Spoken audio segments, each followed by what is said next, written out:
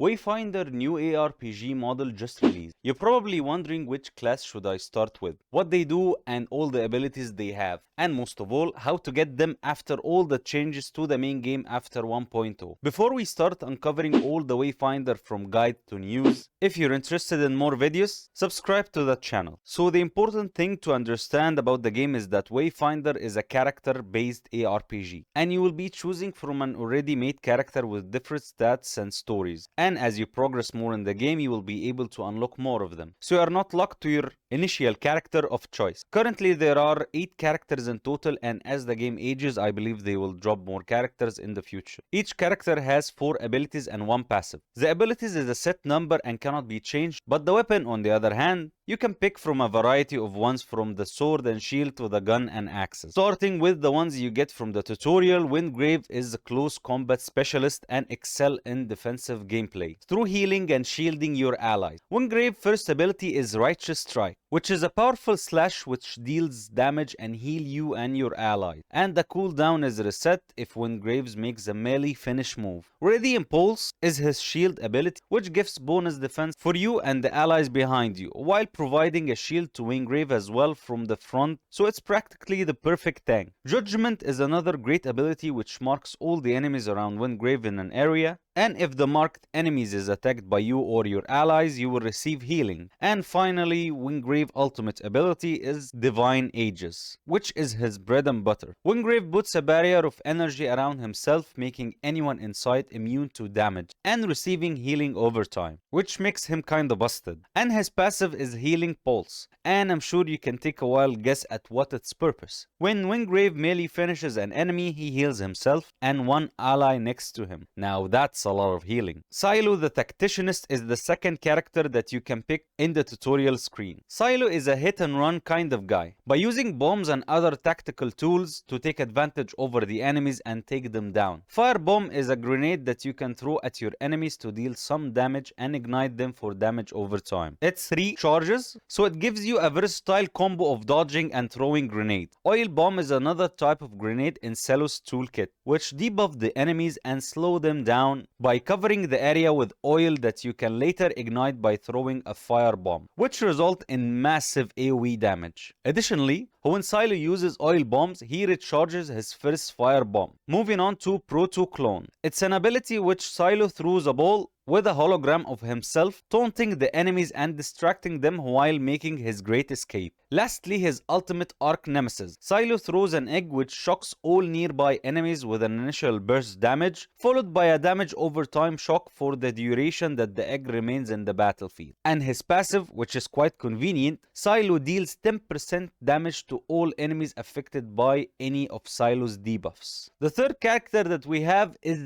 Niss, which is the character I practically mained in the game when I first played. She's an absolute powerhouse. She deals so much damage in her kit while having last minute escapes as well. Niss is a roguelike character and her first ability is Shadow Step, which makes her dash in a straight line, dealing some damage to the enemies she passes through. And after a small delay, a shadow passes through again, dealing massive damage to those enemies. The ability has 2 charges, and upgrading it gives it more damage output and buffs that you share with your allies. Umbral Aura is your second ability, which surrounds Niss with an aura which deals damage to nearby enemies upon dodging for the next 3 uses for yourself and 1 extra use for your allies around you. Vengeful Shade is an escape ability which Niss jumps in the air while becoming completely immune to damage and throw knives damaging the enemies in front of her. And then you can choose to do a follow-up attack or dodge a fairly good distance backward. Her ultimate is Gloom Shrouds, which enables her to use her Shadow Step at no cost for a specific duration, and upon upgrading this ability, it gains the effect Umbral Aura, which pretty much makes her use all her kit at no cost. And her passive is Lingering Shadow, which gives her a stacking attack power while dodging for a short period of time. And the next one is Senju. Senju has a very unique taunting mechanics which help help you and your team in various situations. She's a tank brawler.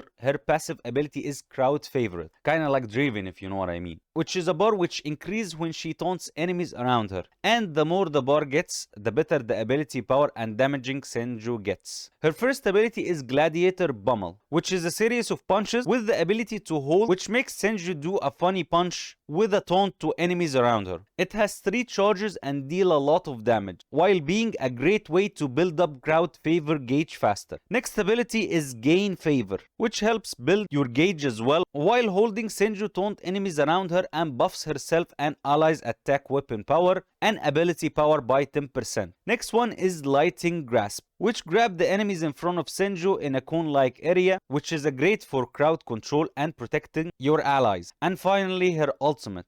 Senju riles up the crowd, then flash thumbs down to all her enemies as a sign of disrespect, and all nearby allies gain 20 bonus weapon power and ability for 20 seconds. During that duration, Senju weapon attack caused chain lighting to arc between her enemies, dealing bonus damage and ability. Now, how to get Senju? Currently, there are 2 ways to unlock her. The first is to search the map for something called Deceiver's Chest, which is like a mimic or those things you find in Elden Ring, which either kill you or send you to Valhalla. When you defeat this chest, there is a chance it might drop. These chests are practically everywhere in the map and dungeons, so it won't be so hard to find them. And the second way is to find the Grand Deceiver, which is an in-game boss you can run into while doing the main quest. After defeating the boss, you are guaranteed to get the character. Next is my favorite, Kyros, which is a magic type specialized in dealing magic damage from a distance while looking cool as heck. His first ability is called Savage Drag, which he deals damage in an area to everyone in front, and it has 2 charges in her base form. Siphon Radiant is a special ability which releases energy in an area, damaging all enemies around Kyros and gathering arcane power. Not just that, but it also reduces the cooldown of all Kyros abilities. Next is Arcane Focus, which mark enemies in an area and makes them a living time bomb, and then explodes after 8 seconds or after dealing enough damage to detonate. And finally, his ultimate, Hand of Reckoning, which deals massive damage in an area in front of Kyros as it pushes down to the ground with dark magic. Now for the passive Arcane Fragment, which gives Kyros the ability to gather Arcane Fragment through using his abilities or finishers. These fragments can be exchanged for your first ability Savage Drag to use it without the initial charges, making you practically spamming it. Now how to get Kyros? The only way to do is through Void Dungeons, and you open them relatively easy. You follow the main quest line until you find a quest called Call of the Void. After you open them, just run the dungeon a couple of times to find these void chests. It will have a chance to drop the character. Usually it doesn't take more than 3 times and you practically have the character. Now we have one of the coolest characters I've ever seen, which is Venomess. She specializes in using poison dealing damage and healing her allies as well. Her passive is Master of Venom. Each time she deals damage with an ability, she adds damage over time and venom to the enemies, which can stack to 5 times. If you attack an enemy with 5 stacks, a poison cloud spawns around the enemy, which can poison other enemies as well. This effect can only happen every 5 seconds. Her first ability is Transfusion, which shoots a bunch of poison needles that deal damage and heal you or a teammate based on the number of stacks that the enemy have. So pretty much poison them first and build stacks, and then use your Transfusion for maximum healing potential. Vampiric Blast is a bomb which you launch at the target and it absorbs the nearby poison cloud. And after a brief delay, it explodes, dealing massive damage and healing you and your teammates based on the number of poison clouds absorbed by the bomb. So you probably should use your Venom Thruster first, which dashes you in a direction while using a poison cloud in an area behind you. And lastly, her ultimate ability, which is Deep Breath. It lets her shoot a missile of poison which directly hits the enemies in front of her and dealing massive damage and applying 5 stacks of Empowered Venom to enemies. Now, Empowered Venom is basically a way for you to use your empowered attacks on the enemies after using your ultimate, because it's count toward the Master of Venom and the Transfusion stacks, which is really a nice combo to remember. Now, how to get the character? To get her, you need to go to the Highland, which is an area you unlock pretty much early in the game. You need to go to the Codex Hall on the map and just head right, following downwards until you reach this worm-like boss. It's It's fairly hard at the start of the game, but it doesn't take much time if you're in co-op with a friend or just a random person online. And it's guaranteed drop, so you won't have to do it more than once. On to Grundle. Grundle is a berserk character-like with a strong affinity to destroy. His first ability is Tremor, which he stomped the floor sending a shockwave and dealing high amount of damage. His second ability is Whirlwind. He spins to win, striking all enemies, and you're able to move while spinning as well. Next is his Mighty Leap, which he leaves in a short distance, damaging the enemies in the area he lands. Grundle starts raging out and explode, dealing break damage to nearby enemies in a large area.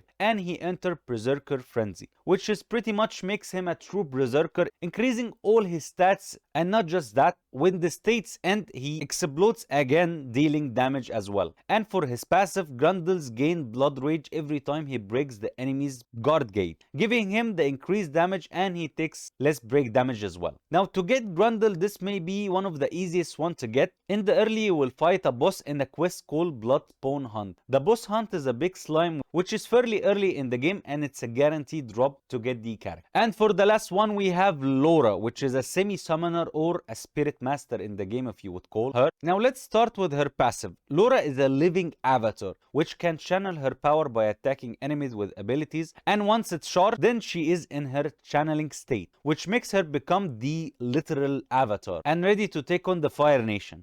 Her first ability is Clopper, which lets her throw Fist of Spirits toward an enemy. And if she's in the avatar state, she do more damage and more break as well. And if she enters the state for the first time, she resets this ability. And for her second ability is Possession. She explodes in avatar power and gain a shield for her and her allies, which reflect damage on hit to enemies. And in the channeling state, the avatar spirit comes out and smashes the enemy's bolt as it says hi. Her Seismic Launch is a dash, which if she's in the channeling states, her distance increase and knocks enemies back. And for her ultimate, she unleashes the beast, which practically takes 0 damage and heals her as well, and does crazy damage to the enemy. Now to get Laura, you first need to get the quest line called Trial of Lingering Light. You can get it from an NPC called Magan, which is located in the Highland map, specifically in Crossroad Foundry area. And if you follow the quest line, you would already get to him by now. And that's it for all the characters that we currently have for Wayfinder and how to get them. If you find the video helpful, please like the channel and consider to subscribe. This is not my first channel, this is actually my second channel. I've been on YouTube for practically a year or so. And if you can leave a comment for the algorithm, that would be much appreciated. Thank you so much and have a lovely day.